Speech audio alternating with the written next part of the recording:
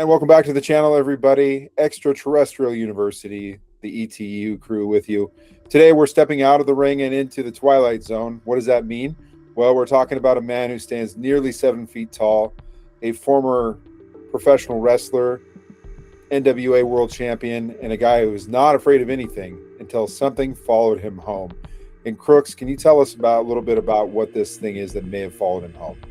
Breaking down an incredible and honestly kind of terrifying story from Tyrus. We all know him for his size and his strength, but what happened to him in a townhouse in Tampa, Florida defies every law of science and medicine that we know. And it's a story that starts with a childhood fear of strawberry ice cream and ends up in something miraculous. And also entering the story, Dr. Stephen Greer, I would say the infamous Stephen Greer. I would make that assertion. So, is this something that could be a glitch in the Matrix, or is it a literal tapping into of another dimension? Folks, this is the Tyrus encounter. Let's talk UFOs.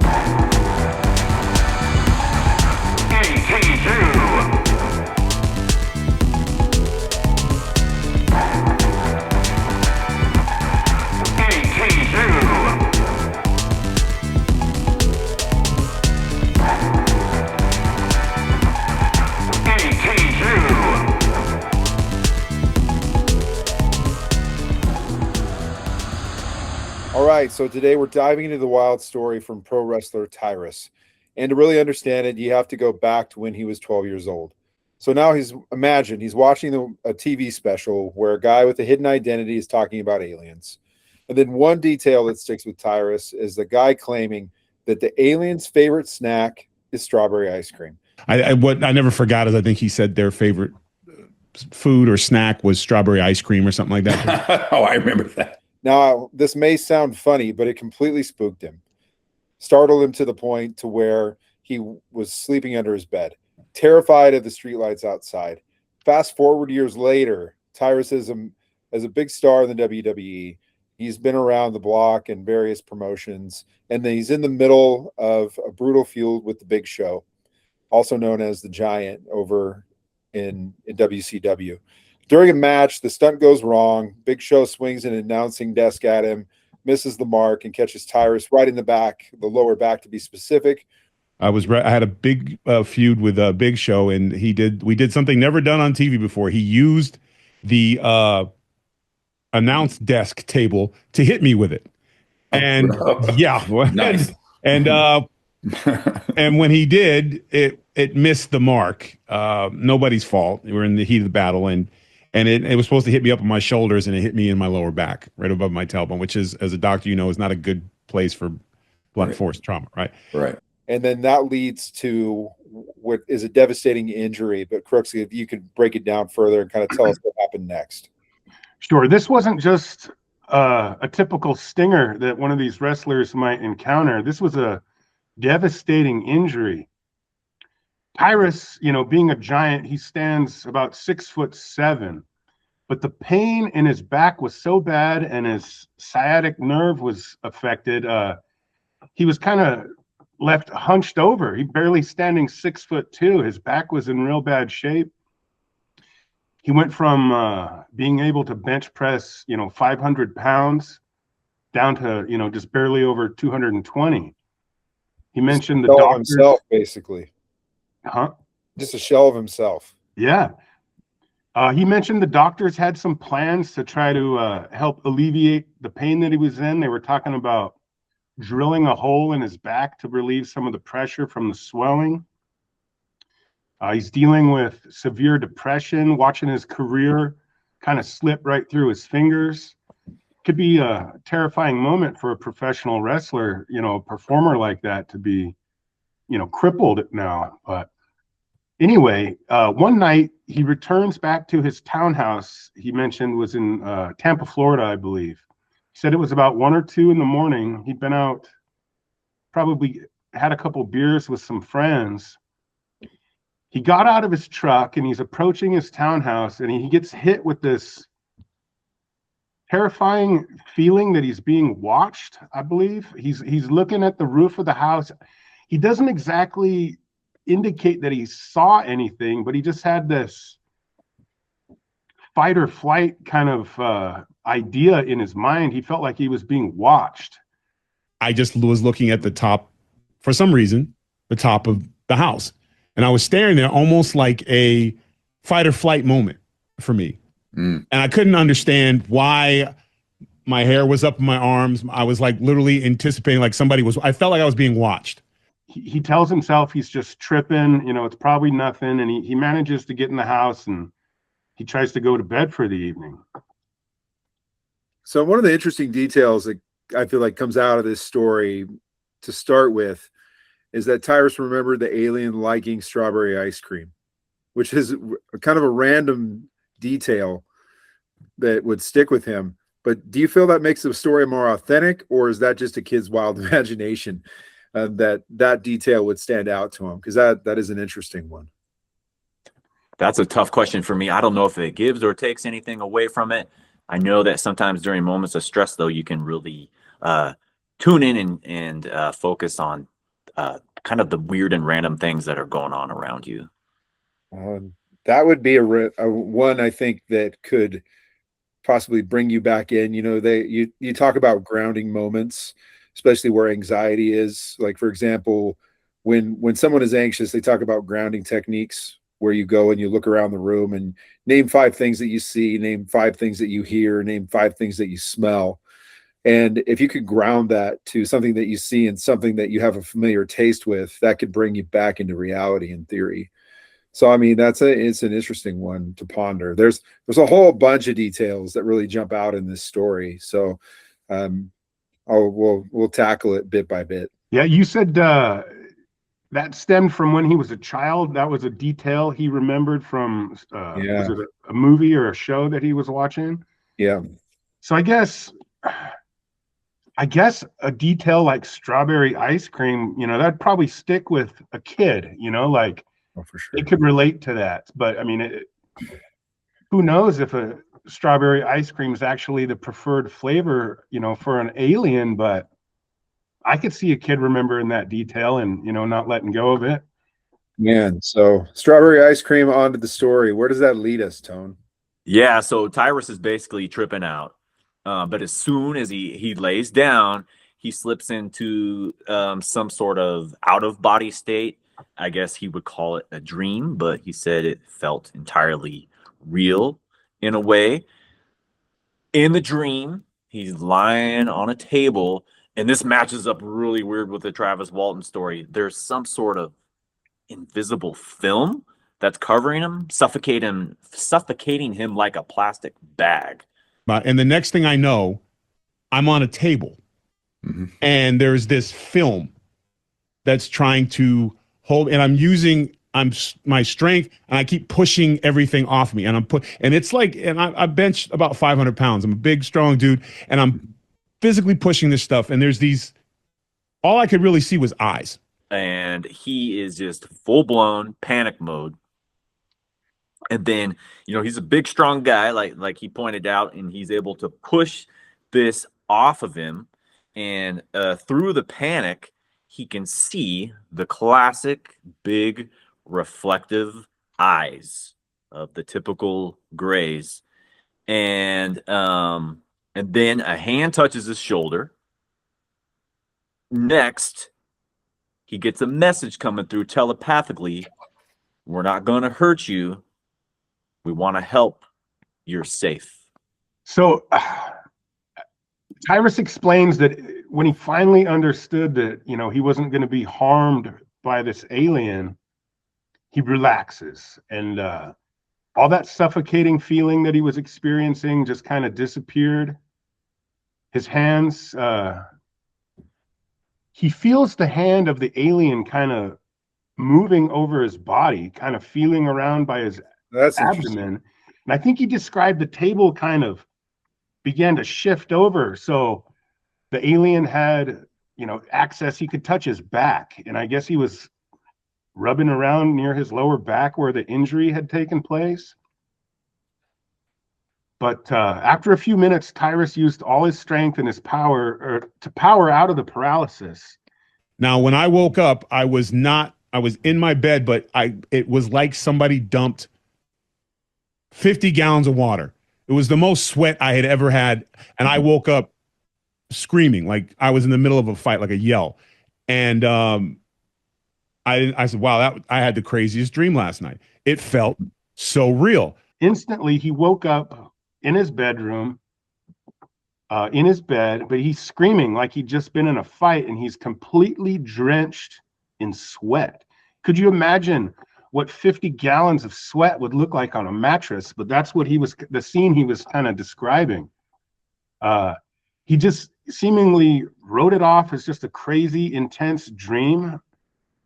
And I guess he kind of went about his business the following day and went to the gym to, complete some rehab. So what route are your guys' minds going down? Is it this is classic sleep paralysis where you can't move and stuff? There's also the side of it where it seems something very physical and very real, like he pushed this being off of him. Pat, we'll start with you first, and then Crooks, if you could chime in. What do you guys think? Which road are you heading down there? Man, I could see it being either, but there is one detail that I want to talk a little bit more about. And did I hear that correctly? 50 gallons of sweat? That's how he described it. I mean, I don't know. Yeah, well, I just want to put that into perspective for a moment. So many people are familiar with the 5-gallon bucket. Like, that's 10 of those. Imagine 10 of those just being dropped on you. Dude, you'd be swimming in that. Like, I imagine, how you go to Home Depot or go to the hardware store, Ace Hardware or whatever, and you can buy an empty bucket, and they say fill it up and you get, a discount, or, you just got yourself an empty 5-gallon bucket. Because, I mean, everybody can use a 5-gallon bucket at some point. Just imagine just filling that up with sweat or just water, just dumping it. Like, I couldn't even imagine. Like, that's a wild detail, but that's how real it was to him, that he was in that moment. So was his body involuntary producing these just massive, like his sweat glands were just working overtime? Pat, I was hoping he was going to tell us that he jumped on the scale and realized he'd lost like 20 pounds, overnight or something, like just due to all that, water weight that was gone. But he didn't do that for us. But but I would have loved to explore that further, though. I mean, imagine you'd just probably be just all the water had disappeared from his body. You'd have to camp out in front of one of those those like the Culligan water jugs, and just drink water nonstop to be able to replenish yourself.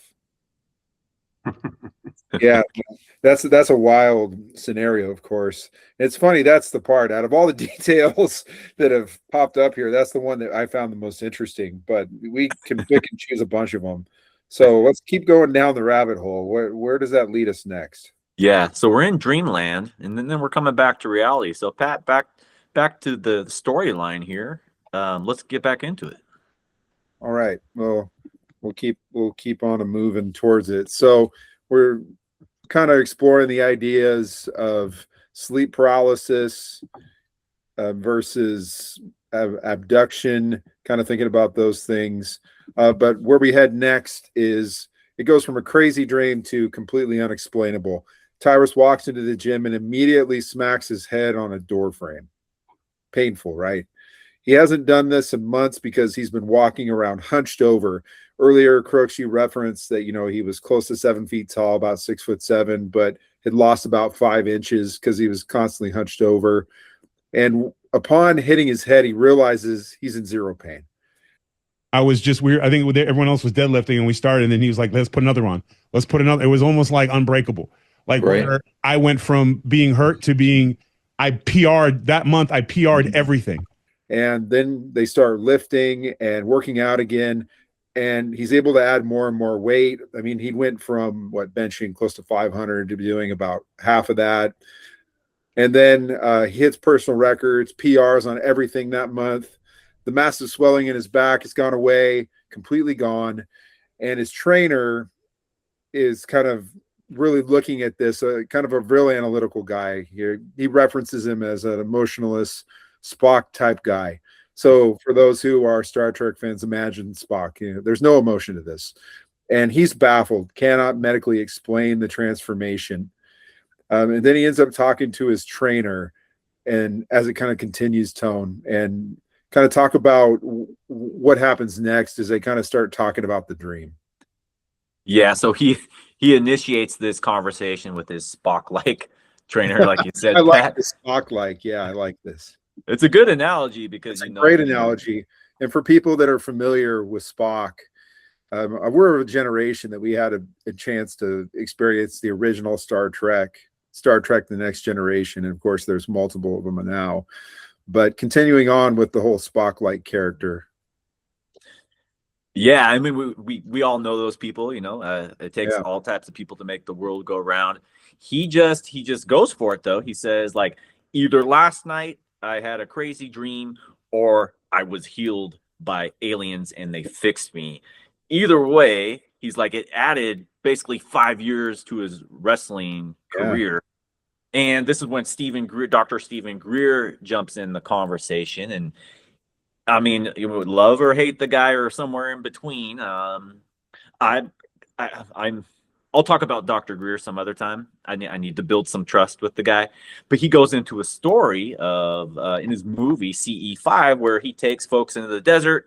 That's I think Close Encounters of the Fifth Kind. It's when there's communication between the people, and he goes into a story of a guy who had like a lifelong issue or problem with not being able to hear, almost deaf, needed hearing aids to be able to talk, encounters a being with a triangular head, and then the next day at breakfast with his hearing aids out, he can hear, and he talks about this, and he's so genuine about it, emotional, just simply amazing. So his problems were fixed the same way, just like Tyrus. Had a great experience at Oracle and ended up having a healing experience. We did these protocols and we got into meditation and things started to appear. And we're photographing it and we're seeing it and we're watching it and we're looking around and everyone's mouths are wide open.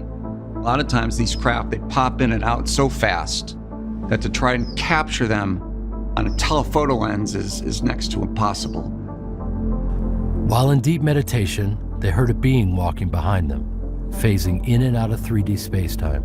Marconi adjusted his camera to shoot in the direction that Dr. Greer pointed. All of a sudden, a teardrop-shaped trans-dimensional object materialized between Ed Moen and a medical student, which was witnessed by most of the circle. We reviewed my photos from that particular time, and there on the hillside, standing behind a man named Ed Moen, was this being that everyone's like, whoa, what is this? This being has a very triangular face and has been seen on a number of our expeditions, and they are known as master healers. Ed he wore hearing aids in both ears and he couldn't hear, half the things people were saying to him. Had hearing loss, from high school.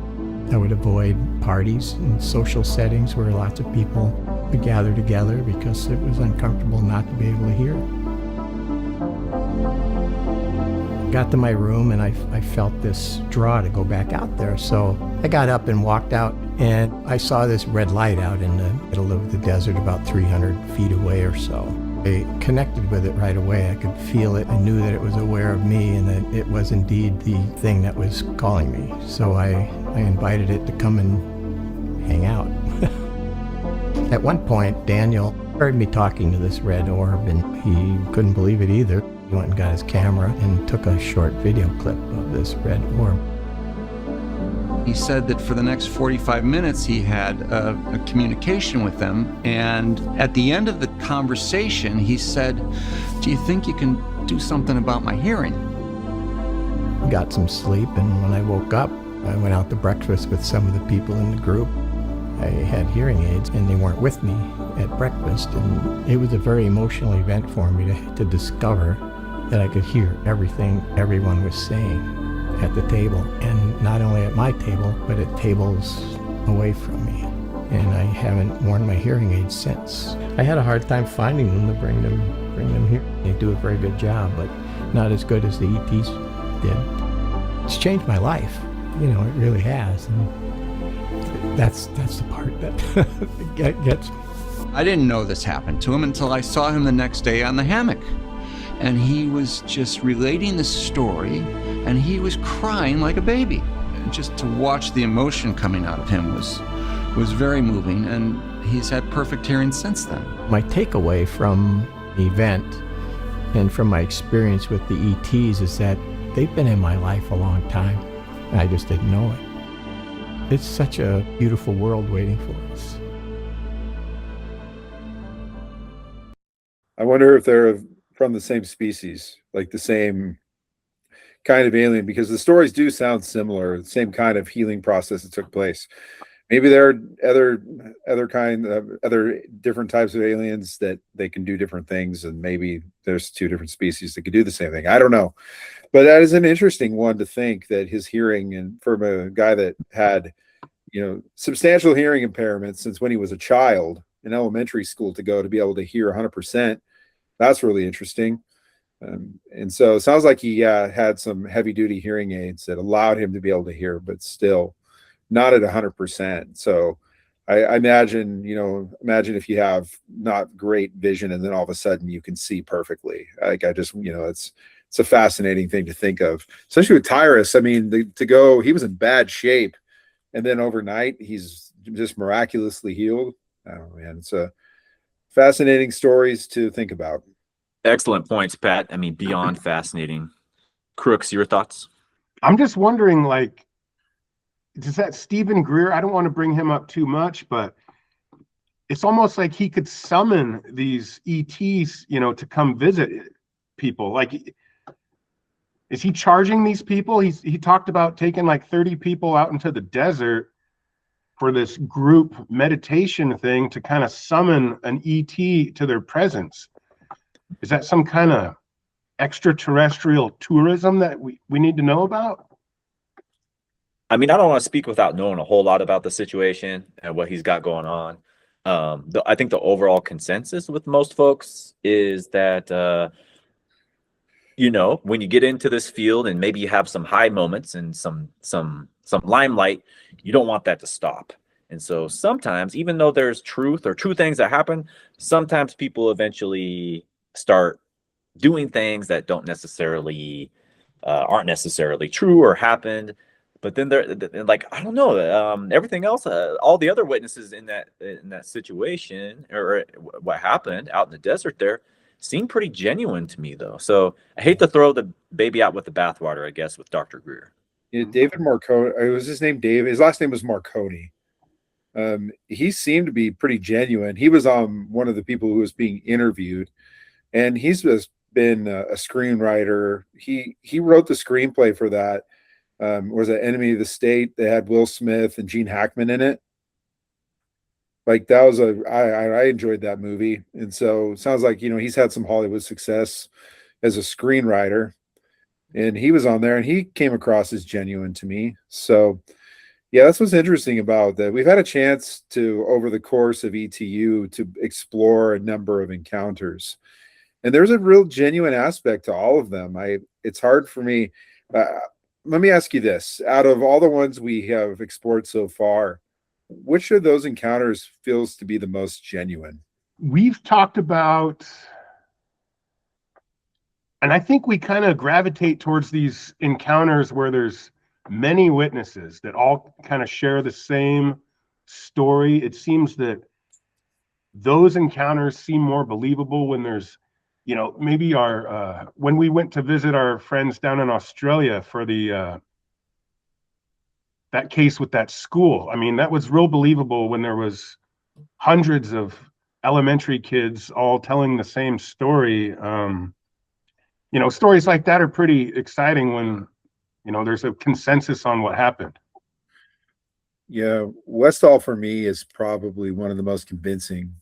But then also the interesting side stories that happen, where one kid goes to see their friend and, somebody answers the door and they say they don't exist, never existed. those things are interesting to me. And then one that we haven't explored yet, but was the one that was in Africa we were talking about. It's very similar to the Westall encounter. Those are more interesting when it's a singular encounter, kind of like let's say like the elk abduction, for example. There was a couple of people, and those people also, seemed believable. So I don't know, man. What are your thoughts, Tone? Yeah, ditto, gentlemen.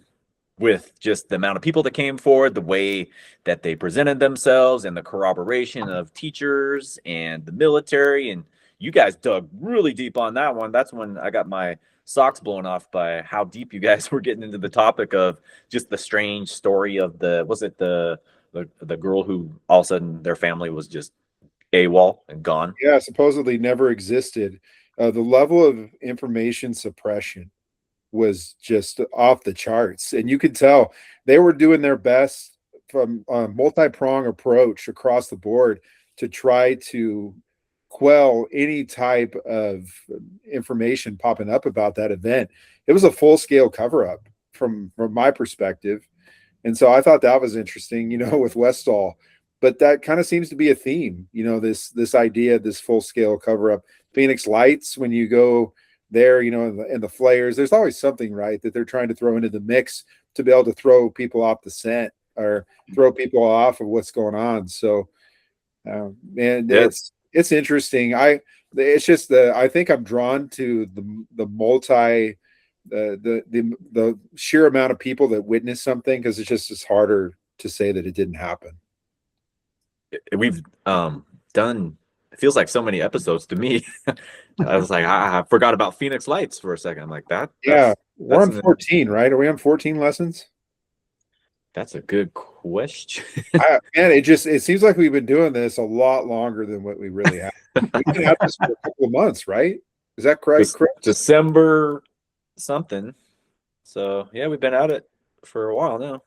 Yeah, we're getting there. I also just want to throw that out to people too. Please comment, like, subscribe, and we want to be a part of this, interactive community. We've had some really great feedback in the comment sections in our previous videos prior to this one.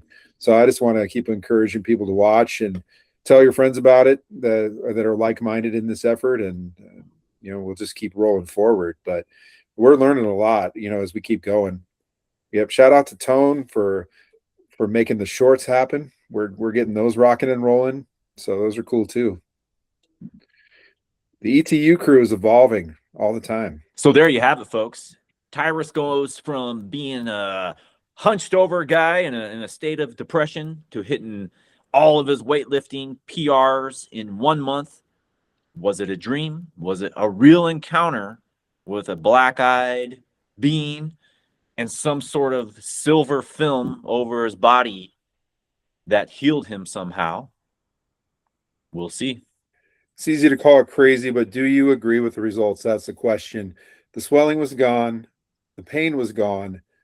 His trainer, who was like Spock, couldn't explain it. And Dr. Greer, who was at the end of that video, says that happens more often than we think it does.